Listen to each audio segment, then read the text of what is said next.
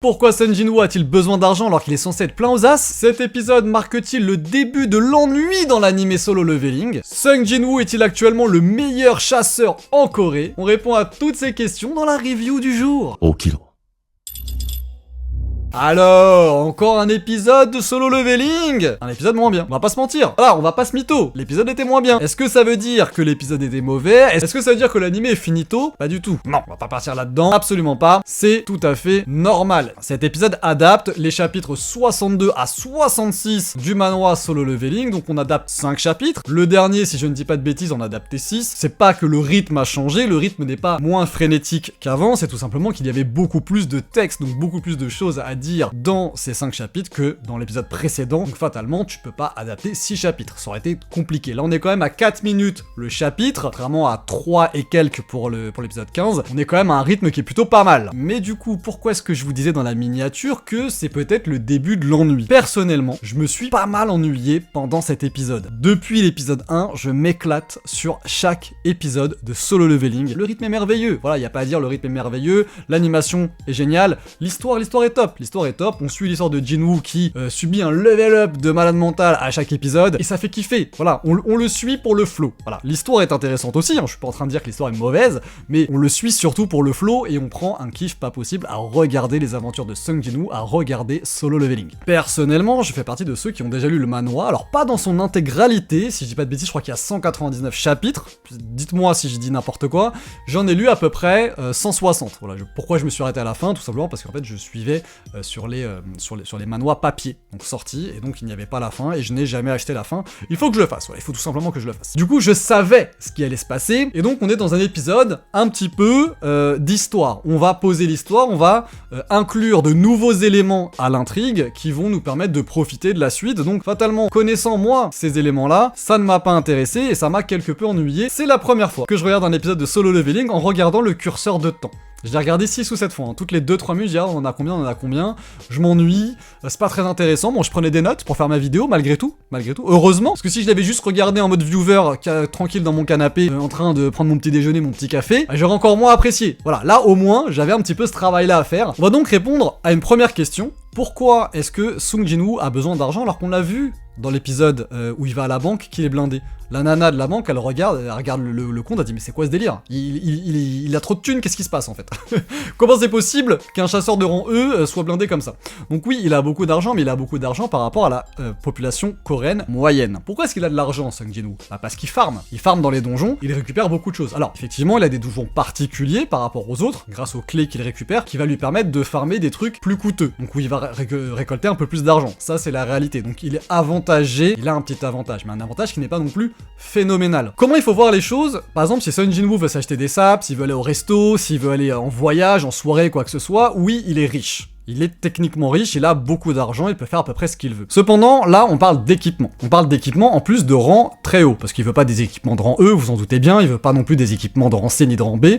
Lui, il va chercher des équipements de rang A, voire de rang S. Donc l'élite des équipements, ceux que tout le monde s'arrache. Autant il n'y a que très peu de chasseurs de rang S en Corée, autant il y a quand même pas mal de chasseurs de rang A et énormément de chasseurs de rang B. Et tous ces chasseurs-là, finalement, sont eux aussi très riches. Prenons dans la vie réelle. Admettons, demain, grâce à vous, merci, voilà, je vous remercie d'avance, je commence à faire des 1 million de vues par vidéo.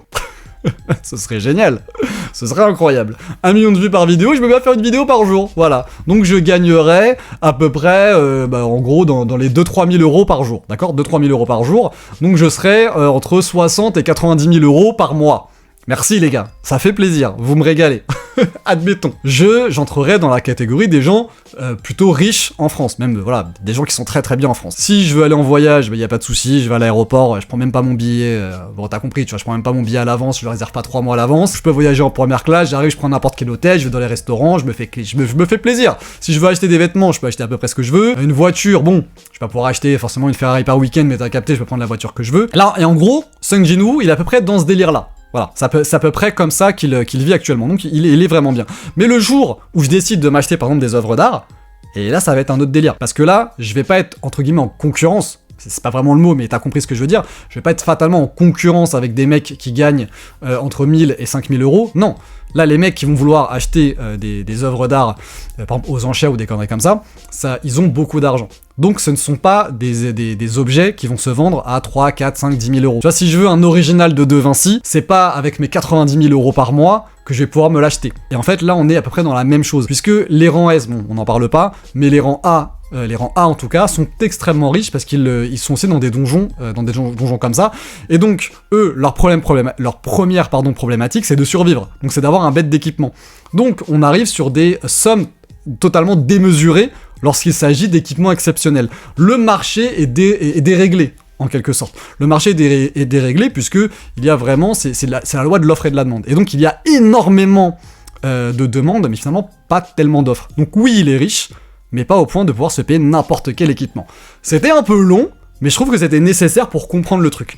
Du coup, pourquoi? Qu'est-ce qu'il fait? Que fait Sung Jin-woo? Il va donc dans les donjons de rang A pour être mineur. Pourquoi mineur et pas guerrier? Parce qu'il pourrait gagner plus d'argent en tant que guerrier. Parce que actuellement il est rang E. Il est rang E parce qu'il n'est pas encore officiellement rang S, il doit attendre que ce soit fait, ça prend plusieurs jours, il le dit, et donc il a pas de temps à perdre, lui, il veut de l'argent. Il veut de l'argent pour s'acheter des équipements et pour pouvoir finir la forteresse démoniaque, c'est normal, il veut sauver sa mère.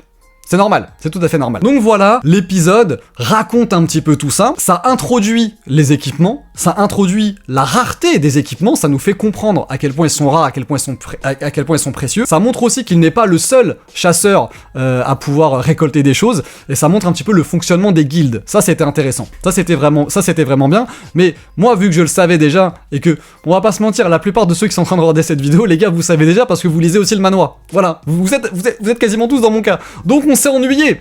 Dites-moi si je me trompe en commentaire, j'espère me tromper, mais on s'est ennuyé dans cet épisode. C'était pas intéressant, mais vous inquiétez pas, ceux qui ont lu le manhwa, vous savez ce qui arrive après, ça va être stylé. L'épisode 17 va être très stylé, et ceux qui n'ont pas lu le manhwa, je vous le dis, l'épisode 17 va être très très cool. Là on a pris une petite pause, l'animé en fait a fait quelques pas en arrière on va dire pour prendre son élan et pouvoir sauter encore plus loin. Là on va se mettre vraiment à kiffer, on entre dedans. C'est intéressant parce que si le manhwa avait continué son truc, il monte la forteresse, il bat tout le monde, au bout d'un moment t'as capté, tu vois, on a compris ce qui se passe et ce serait devenu chiant, faut pas se mentir. Là on inclut d'autres éléments qui vont rendre le truc plus intéressant. On va parler maintenant du niveau de Sung Jin-woo. On l'avait dit, Sung Jin-woo quand il entre dans la forteresse démoniaque, il est rang S. C'est un petit rang S, pas très fort, voilà. Alors pas très fort pour un rang S, je veux dire, il fait partie des, si tu préfères, il fait partie des plus faibles rangs S. Parce que on ne peut pas déterminer avec le truc de rang, là, on ne peut pas déterminer à quel point tu es rang S. Et ils le disent à un moment dans le manhwa, tu peux très bien être rang S, rang SS, rang SSS, ce n'est pas déterminé. Voilà, c'est juste que tu fait partie de la catégorie la plus haute. Donc là, il fait partie donc des plus puissants, mais ce n'est clairement pas le plus fort de Corée. Pas du tout. On l'avait vu sur une autre vidéo, par exemple si Wang, s'il n'y avait pas eu le portail rouge quand Wang voulait lui casser la bouche là, Wang il l'aurait désossé. Sung Jin-woo actuellement n'a pas le niveau des autres de rang S. Voilà, donc tous les autres rangs S qui sont en Corée fracasseraient à l'heure actuelle Sung Jin-woo. Il n'aurait absolument aucune chance.